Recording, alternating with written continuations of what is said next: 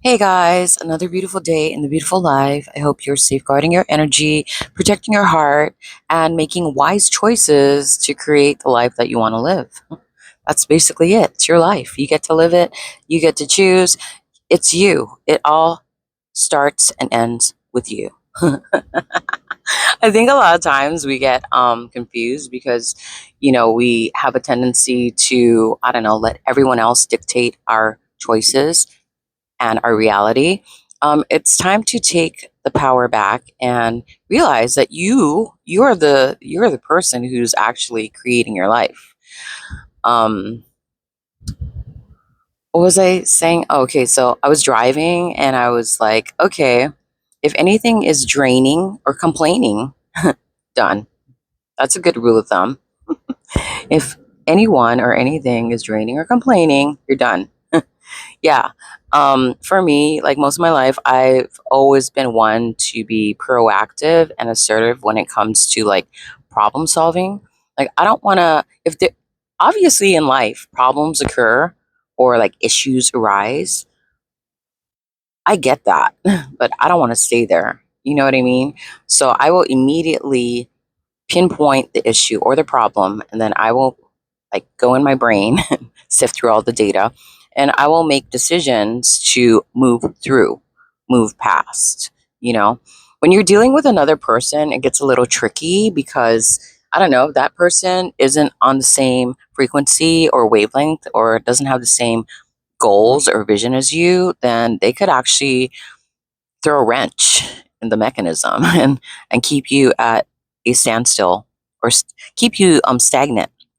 So that's why it's very, very important to be very selective and decisive and precise about who you allow into your life because they can have detrimental, absolutely detrimental, devastating effects on where you're planning to go and what your vision looks like.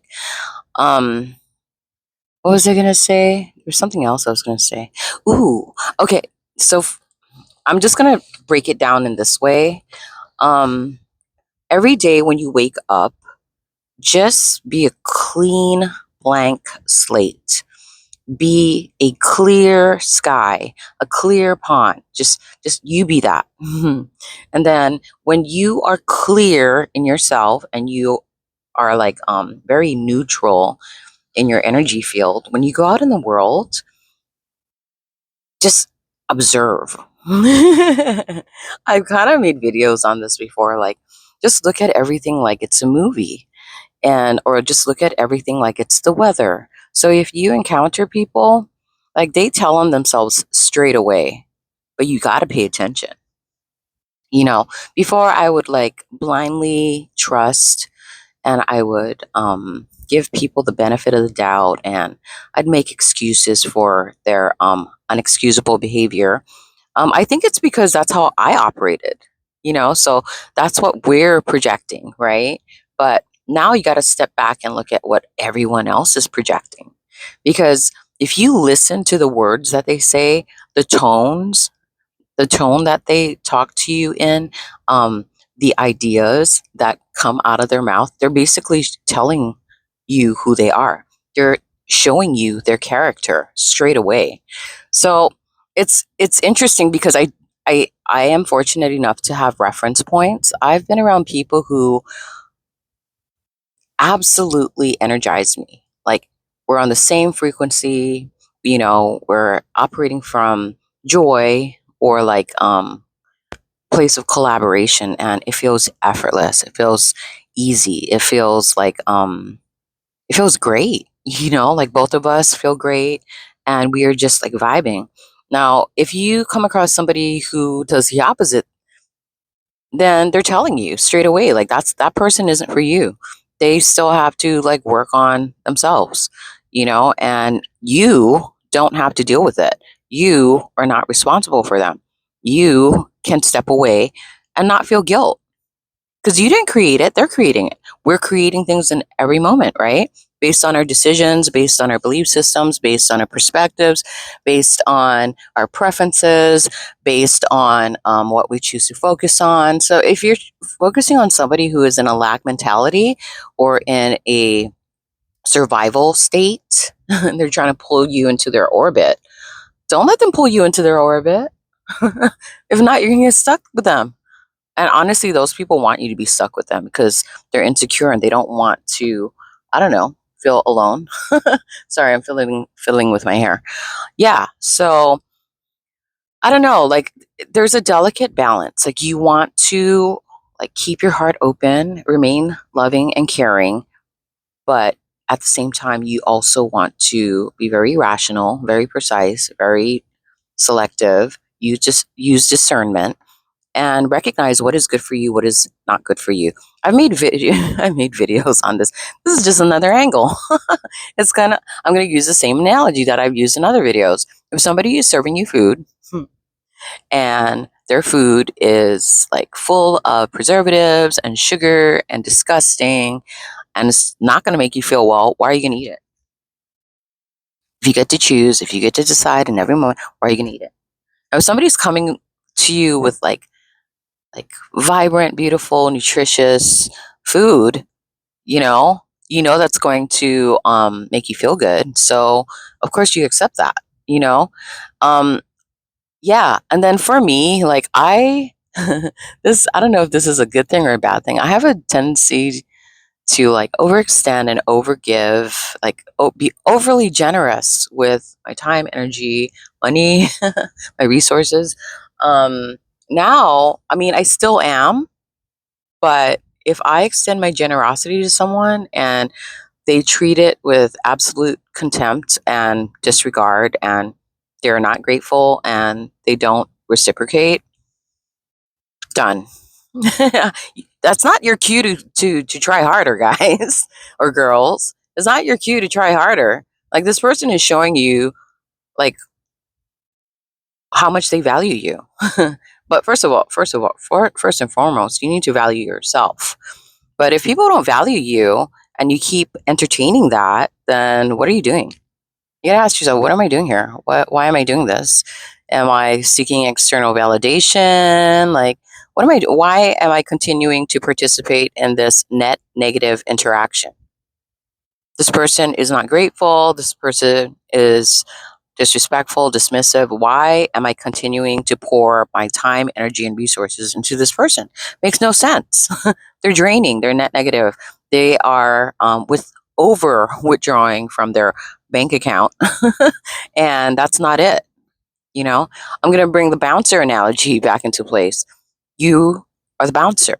You determine who has access to you or who doesn't. Who has access to the club and who doesn't. It's as simple as that. Yeah, but yeah, start every day like a clean blank slate and just observe people because when you get into that place, you notice their projections, not your projection. You're not trying to project anything onto anyone. No, no, no. You're merely being the observer of the projections that people are spewing out, and they're telling you there's so much data to be like extracted from these interactions. And I think I've mentioned in other videos too, I'll play the fool.